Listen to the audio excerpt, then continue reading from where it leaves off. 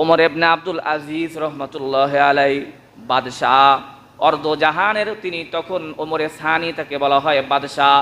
মেহমান আসছে, বাদশাহী মহলের মধ্যে মেহমান আসছে, বাতি জ্বলতেছে, তেল দিয়ে বাতি জ্বলতেছে। এমন তো অবস্থায় হঠাৎ করে বাতি তেল শেষ হয়ে গিয়েছে। বাদশাহ নিজে দাঁড়ায়া এবার তেল দিয়া বাতিকে আবার জ্বালায়া দিলেন। আশেপাশের লোকজন বলে, আপনার তো আমির ওমর আছে, আপনার তো খাদেম আছে, গোলাম আছে, এদেরকে আদেশ করলেই তো তারা বাতির সাথে তেলের ব্যবস্থা এরা করে দিত। আপনি কি কারণে দাঁড়ায়া নিজে বাদশাহ হয়ে তারপর আপনি বাতির মধ্যে আবার তেল ঢুকিয়ে দিলেন?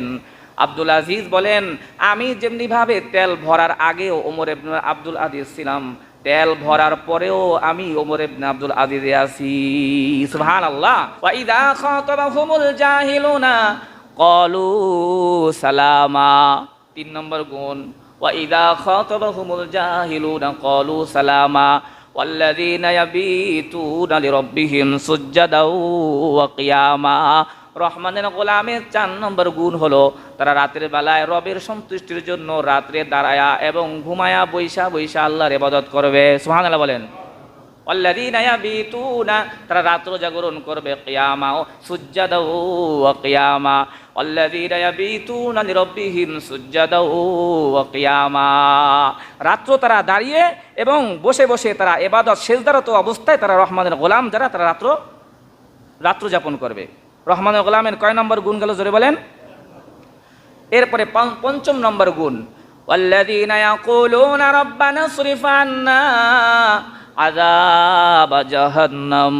রহমানের গোলামের 5 নম্বর গুণ হলো তারা সব সময় আল্লাহর কাছে কেঁদে কেঁদে বলবে, আল্লাহ জাহান্নামের আগুন থেকে তুমি আমাদেরকে মুক্তি দিয়ে দাও। সুবহানাল্লাহ বলেন। রব্বানা ইসরিফ আন্না আযাব জাহান্নাম ইন্না আযাবাহা কানা গরামা। নিশ্চয়ই জাহান্নামের আযাব তো একেবারে বিনাশকারী শাস্তি, এরকম শাস্তি আর নাই। ইন্নাহা সাআত মুস্তাকাররা ওয়া মুকামা। নিশ্চয়ই জাহান্নাম তো বসবাসের জায়গা হিসাবে এবং আবাস স্থল হিসাবে অত্যন্ত নিকৃষ্ট জায়গা। এর চাইতে বড় নিকৃষ্ট জায়গা আর হতে পারে না। তাই তুমি জাহান্নামের আযাব থেকে তুমি আমাদেরকে মুক্তি দিয়ে দাও। সুবহানাল্লাহ বলেন। রহমানের গোলাম যারা, তারা ফজরের নামাজের পরে দোয়া করবে, আল্লাহুম্মা আজিরনা মিনান নার, আল্লাহুম্মা আজিরনা মিনান নার।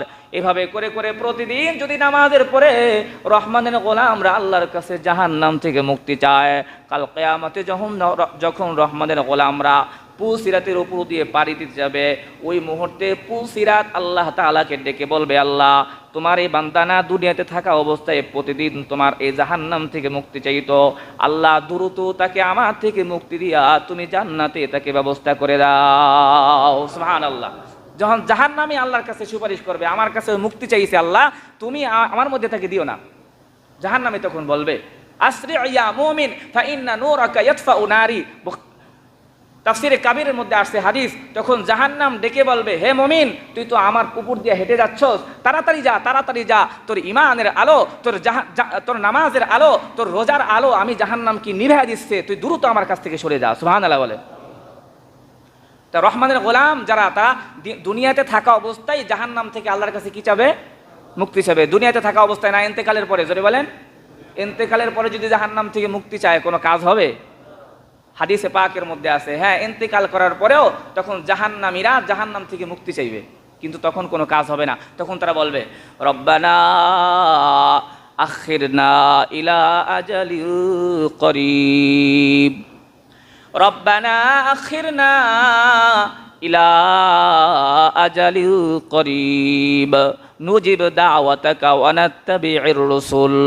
পবিত্র কোরআনে আল্লাহ বলেন, তখন জাহান্নামীরা আল্লাহর কাছে বলবে, রব্বানা আখিরনা ইলা আজালিন করিব, আল্লাহ কিছু সময়ের জন্য, অল্প কিছু সময়ের জন্য জাহান্নাম থেকে মুক্তি দিয়ে আমাদেরকে দুনিয়ার মধ্যে পাঠায়া দাও। রব্বির জিউনি লাআল্লি আমালু সলিহা, যাতে করে আমরা এবার যেন ভুল না করি, সবাই ভালোভাবে আমল করে তোমার বাতানো কথা অনুযায়ী, তোমার রসুলের কথা অনুযায়ী অনুসরণ করে আবার আসতে চাই, একটু কাল আমাদেরকে তুমি সুযোগ দিয়া দাও। এভাবে ডাকতে থাকবে। খাজানাতি জাহান্নাম, জাহান্নামের খাজেন যিনি, ওনাকে ডাকতে থাকবেন। হাদিসে পাকের মধ্যে আছে, 1000 বছর পর ডাকতে ডাকতে কোনো সাড়া পাবে না। অতঃপর তারা চিন্তা করবেন যে জাহান্নামের দারোয়ানকে, মালেককে তাহলে ডাকি। পবিত্র কোরআনে আল্লাহ বলছেন, ওয়ানাদাউ ইয়া মালিকু ওয়ানাদাউ ইয়া মালিকু লিয়াকদি আলাইনা রাব্বুক। তখন তারা মালিককে রাখবে ইয়া মালিক, ওয়ানাদাউ ইয়া মালিকু লিয়াকদি আলাইনা রাব্বুক, হে মালিক জাহান্নামের দারোয়ান তোমার রবের কাছে গিয়া বলো আমাদের আর সহ্য হচ্ছে না, একটু আমাদের বিষয়টা যেন ফয়সালা করে দেয়। এখানে আমরা শাস্তি পাচ্ছি, মরিও না আবার বাঁচিও না, তোমার রবকে বলো বিষয়টা আমাদের জন্য যেন একটা ব্যবস্থা করে দেয়, আর সহ্য হয় না। 1000 বছর পর্যন্ত ডাকতে থাকবেন। আল্লাহ তাআলা পবিত্র কোরআনে বলেন 1000 বছর পর মালিক ফেরেশতা বলবেন ক্বালা ইন্নাকুম মাকিসুন, এখানেই তোমরা অবস্থান করতে থাকো। নাউযুবিল্লাহ। 1000 বছর পর মালিক জবাব দিবেন এখানেই তোমরা অবস্থান করতে থাকো।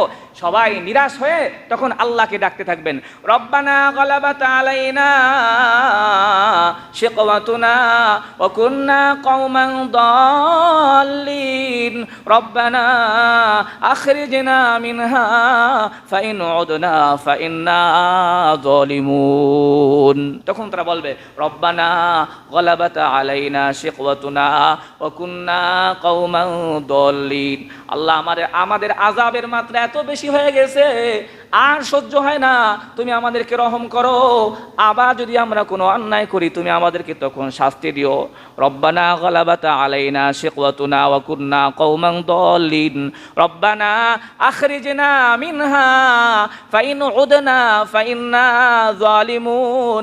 যদি আবার আমরা যদি তোমার সেই অফার গ্রহণ করতে গিয়ে যদি আবার আমরা পথভ্রষ্ট হয়ে যাই, আবার যদি অপরাধ করি তখন তুমি আমাদেরকে শাস্তি দিও।